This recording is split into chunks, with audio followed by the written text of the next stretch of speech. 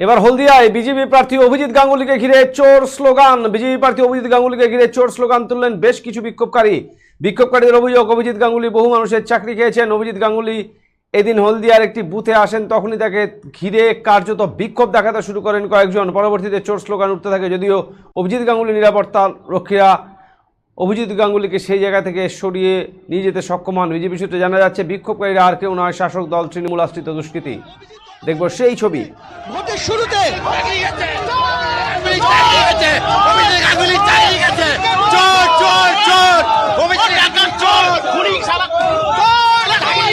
এখানে কিন্তু ব্যাপক বিক্ষোভ।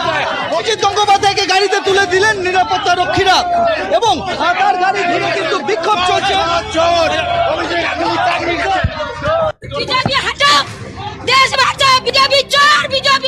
বিজেপি কোনো কাজ করেনি মানুষের জন্য, ঠিক আছে? বিজেপি হাঁটাও, দেশ বাঁচাও। এই ছেলেটা তুমি মেরেছো?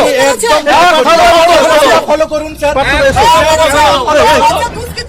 ফলো করুন। আমি যদি হাত তুলে থাকি এই ছেলেটা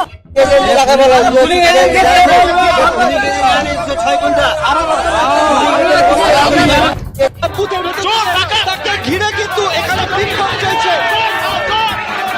চোর স্লোগান উঠছে, চাকরি চোর স্লোগান উঠছে, ভুয়ো স্লোগান।